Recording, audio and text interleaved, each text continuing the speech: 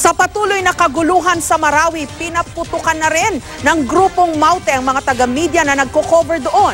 Namomonitor din daw ng mga Maute ang mga humahabol sa kanilang sundalo sa pamagitan ng kanilang drone. Mula sa Marawi City, nakatutok live si June Veneracion. June? Nako Ma'am Jess, ilang minuto pa lang ang nakakalipas ay sunod-sunod na bala ang tumama dito sa loob ng Kapitolyo ng Lanao del Sur bago tayo mag-broadcast. Itong lugar na ito ay itinuturing pa naman na safe zone, Ma'am Jess. Wala kaming narinig ng mga putok ng baril. Ang narinig lang namin ay para mga tunog ng bato na tumatama sa simento. Pagkatapos ay kanya-kanyang tago na ang mga nandito, mga sibilyan, may ilang sundalo, at pati mga taga-media. Awa ng Diyos, Ma'am Jess, ay wala namang nasaktan sa pangyayaring yan. Sa lugar na ito, madalas mag-live broadcast ang iba't ibang television network. Dito rin nagpupuntahan ang mga journalist na nagko-cover ng krisis sa Marawi City. Marami rin ditong mga bakwit, mga evacuees dahil dun sa nangyaring kaguluhan. Alam mo, dito rin sa Kapitolyo na ito, Ma'am Jess, ay tinamaan ng ligaw na bala nung nakaraang linggo ang isang foreign journalist.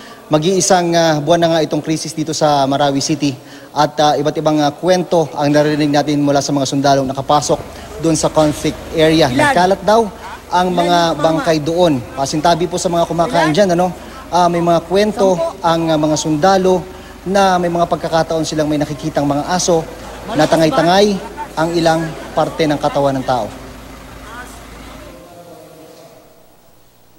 Kitang-kita ang epekto ng giyera sa palibot ng isang moske sa sentro ng labanan dito sa Marawi. Ibinigay sa GMA News ang litratong ito nakuha ng drone. Ilang metro lang ang layo mula sa moske.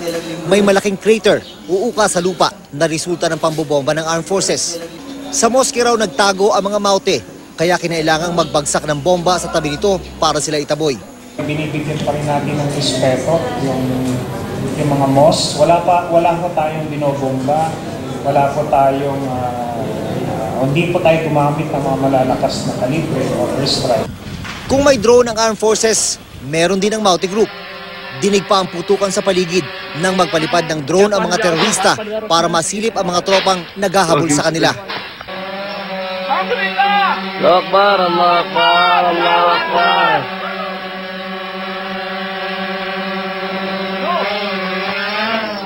During the first 2 weeks ng ating meron tayong mga nakita na gumagamit din yung kalaban ng drone. Ito part ito ng ng surveillance and intelligence.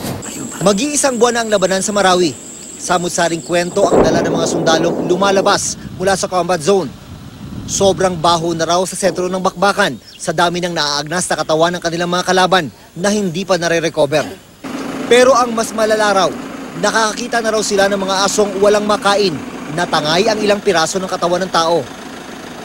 Kwento naman ng ilan, sa gitna ng bakbakan, may nakita raw silang harapan na ilang mukhang Arabo na naka-bulletproof vest at helmet.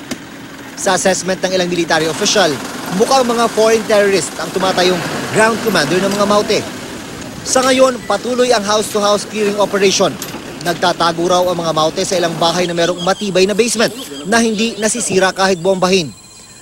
Kaya kasama na sa taktika ang paggamit ng tear gas para palabasin ang mga nagtatagong terorista. Sabi ng militar, 4 na barangay sa sentro ng Marawi ang hawak ng Maute dito. Kasama pa rin daw ng mga bandido ang hindi mabilang ng mga bihag nila na ginagawa nilang human shield. Kaya wala pa rin tigil ang pagdagdag sa mga tropa ng militar.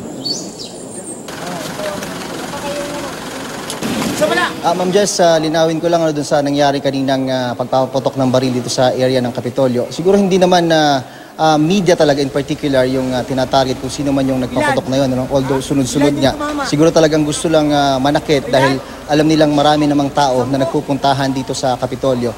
Sabi ng militar, Ma'am Jess, ay lalo daw humihina yung grupo ng Maute base na rin dun sa mga uunting putok daw na nanggagaling mula sa mga kalaban. Ang latest casualty count sa labanan na ito, 26 ang sibilyan ng patay, 257 na teroristang Maute at 62 mula sa puwersa ng pamahalaan. Jessica. Nako, isa lang ibig sabihin yan, June. Lalo pa kayo dapat mag-ingat dyan sa Marawi. Maraming salamat sa iyo.